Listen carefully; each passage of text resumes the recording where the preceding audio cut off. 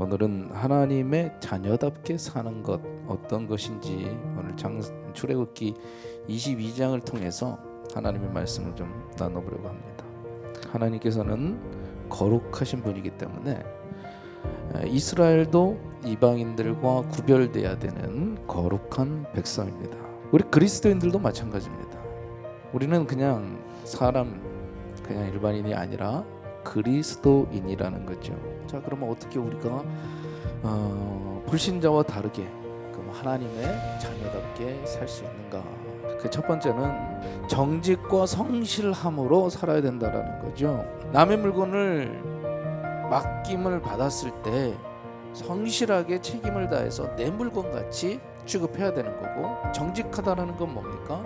도둑질하지 말라라는 거예요. 남의 것을 훔치는 것을 도둑질이라고 생각합니다. 그래서 우리는 대체적으로 눈에 보이는 것만 훔치지 않으면 나는 도둑질하지 않았다라는 생각을 갖게 되지요.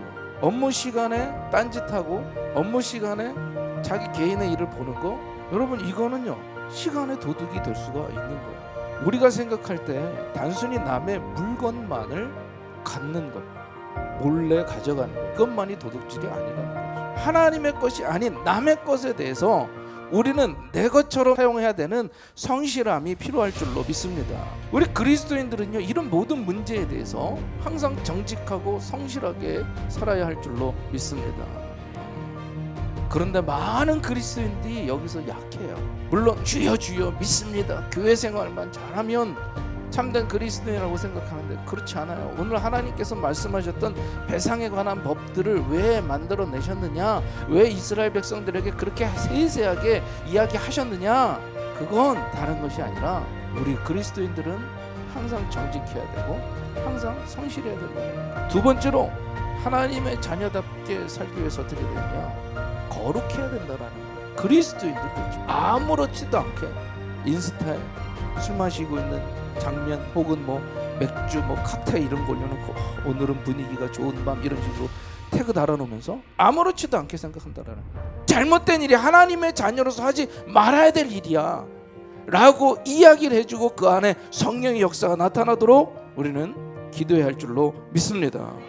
오늘 이 22장의 말씀을 보면 영적인 간음에 대해서 이야기를 하고 있다라는 거예요. 무슨 말입니까? 무당, 점, 토종, 비결, 관상, 속금 함부로라도 장난으로도 하지 마시기를 바랍니다. 그런 오늘의 운세를 그냥 심심풀이 하듯이 이렇게 볼 때가 있다라는 거예요. 여러분 그것도 조심해야 됩니다. 왜 아침에 심심풀이 운세를 봅니까? 아침에 말씀을 묵상해야죠. 참 교회에서 행하는 교회 일과 행사는 잘 하는데 우리 일상에서의 그리스도인다운 모습을 보여주지 못할 때가 얼마나 많은지 몰라요. 우리는 정말 그리스도인이라면, 하나님의 자녀라면 어떻게 살아야 되는지 그 부분에 있어서 우리는 기도하면서 오늘도 살아가야 할 줄로 믿습니다. 하나님이 원하시는 것은요 우리에게 대단한 업적을 남기기를 원하시는 것이 아닙니다.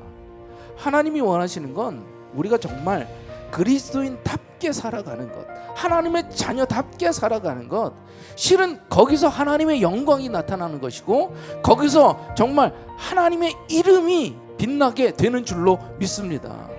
바라기는 우리 금난의 성도님들이 정직하고 성실하고 거룩함으로 나아가게 되는 우리 금난의 성도님들이 될 수 있기를 주님의 이름으로 축원합니다.